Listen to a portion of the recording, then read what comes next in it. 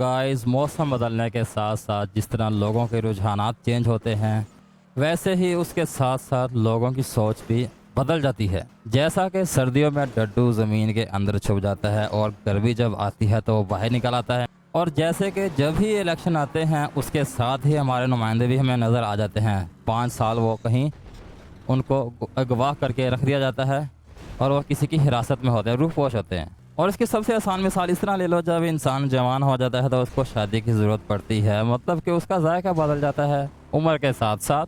और बिल्कुल ऐसे ही हैं हमारे रमज़ानी नात खान। रमज़ान का महीना चढ़ते ही सारे रमज़ान की नातें बनाकर ऑडियंस के सामने पेश करते हैं, जबकि उन नातों में अब इन नातों का जो राग सलाब है वो सारे का सारा इंस्पायर्ड है सॉन्ग्स की कैवलरी से। चलो, मैं इन लोगों की एक्टिंग को बुरा नहीं कहता, लेकिन जो इन लोगों के राग लगाने के तरीके हैं, वो जो नात में सिंप्लिसिटी हुआ करती थी वो कहीं गुम हो चुकी है।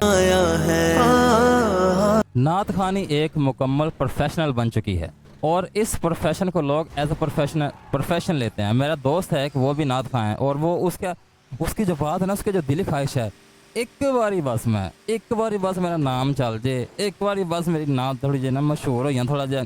तो मेरे देखा तो पैसा मेरे को किमें आंदा पैसा। हाँ जी, कोशिश कर रहे हैं, स्टूडियो जाके नात रिकॉर्ड कराने हैं, ठीक है। जे दे ना साड़ी क्लिक होगी कितरे तो असी फेमस हो जाएंगे, लोगों के फोन आन करनगे, कारी साहब इत्थे आ जाए नात पढ़िया जाए, इत्थे आ जाए नात पढ़िया जाए, तो इन्ने पैसे देंगे। हाँ, और ये हैं वो सरकार जिन्होंने शुरुआत की थी नातों में साउंड सिस्टम की। साउंड सिस्टम तो नहीं कह सकते, वो तो पीछे जो करते हैं, वो जो करते हैं यार, जो भी करते हैं ठप ठप ठप वो वाला।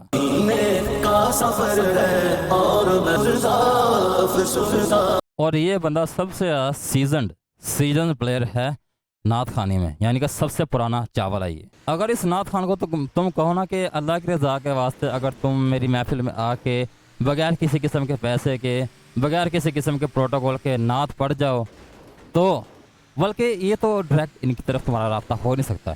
इन्होंने अपने सेक्रेटरी रखे होते हैं जो कि उनसे डायरेक्ट बात होती है, वही अपॉइंटमेंट तय करते हैं, वही सारा सिलसिला कार, पेमेंट कैसे करनी है, कितनी पेमेंट होनी है, सारा सिलसिला कार वही करते हैं। इन्होंने अपने हाथ गंदे होने से बचा लिए ताकि ये लोगों के सामने अपना चेहरा बचा सकें और इनसे डायरेक्टली कोई बात नहीं कर सकता। तो ये तो बात तुम भूल ही जाओ ना कि ये बगैर किसी मुआवजे के तुम्हारे महफिल में आएंगे, तुम्हारे घर में आएंगे, नात खानी करेंगे और तुमसे कुछ लेंगे भी नहीं और तुमसे किसी किस्म का प्रोटोकॉल भी नहीं लेंगे। ऐसा नहीं हो सकता। ये सरकार के लिए नाते नहीं गाते, ये सिर्फ पापी पेट के लिए। अब तुम में से बेशतर लोगों ने वो गाना तो सुना ही होगा, मेहंदी की ये रात।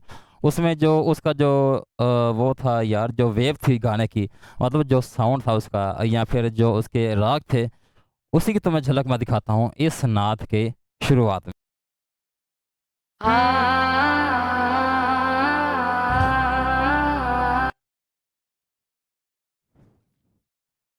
ये चावल मार्केट में नया नया।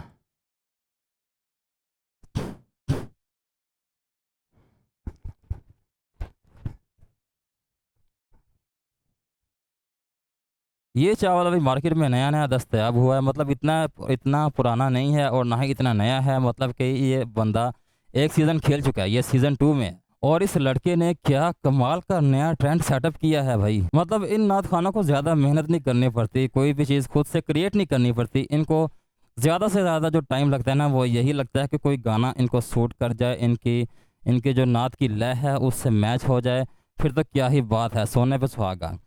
तो जो इस बंदे ने जो वो एक राग पकड़ा हुआ था ना उस गाने का, वो कमाल का उसने वर्क किया है इस बंदे के लिए, इस लड़के के लिए। एक बात है, अगर तुम फेमस हो जाओ नात खानी में तो तुम्हारे लिए बहुत सारी सहूलियात पैदा हो जाएंगी।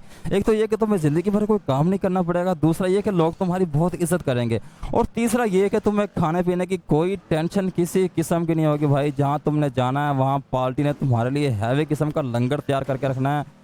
ये जी हमारे नात खान साहब आए हैं, इनको खसूसी प्रोटोकॉल दो, इनको खसूसी बैठक में बैठने के लिए जगह दो, इनके लिए वो सारे काम करो जो किसी शहनशाह के लिए किए जाते हैं।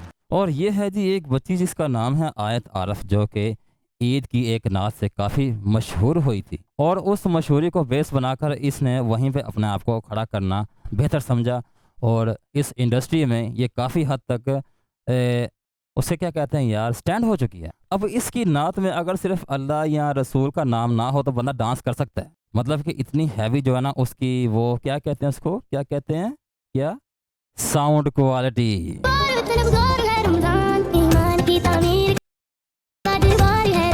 ये मैंने टू टाइम फास्टर किया था इसलिए ताकि कॉपीराइट स्ट्राइक ना पड़ जाए इस पे। ये नात की एक बिल्कुल न्यू शक्ल है और इस न्यू शक्ल को काफ़ी ज़्यादा इंस्पायर होकर सॉन्ग्स वगैरह से अडॉप्ट किया गया है, या कवालियों से भी।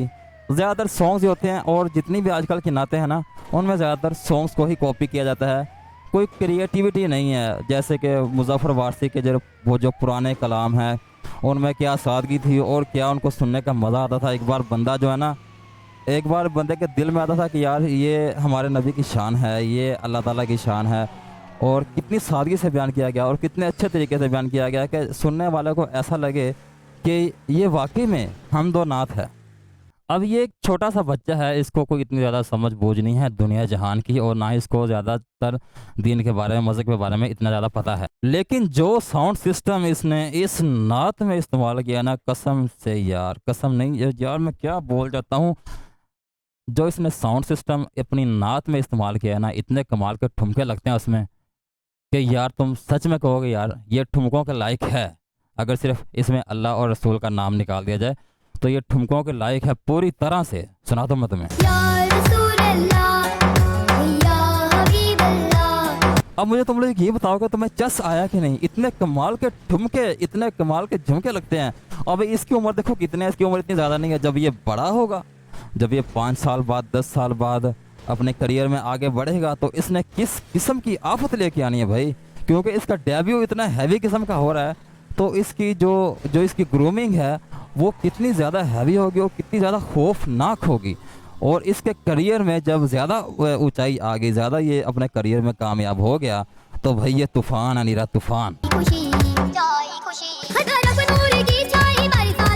सो गाइस अब तक के लिए इतना है। उम्मीद है कि तुम लोगों को मेरी वीडियो पसंद आएगी। ये मैं किसी के लिए हेट्रेड की वीडियो नहीं मैंने बनाई है, ये मैंने सिर्फ अपने कुछ मेरे तहफ़्फ़ुज़ात थे जो मेरे दिल में आते रहते हैं अक्सर, और ये मैंने सिर्फ उन्हीं को बयान किया है और ये किसी के ख़िलाफ़ नहीं है। ये बेसिकली जो एक कल्चर चल गया है हमारे मुल्क में, सिर्फ उससे परेशान होकर मैंने वीडियो बनाई थी। उम्मीद है तुम्हें ये वीडियो पसंद आएगी। Okay bye.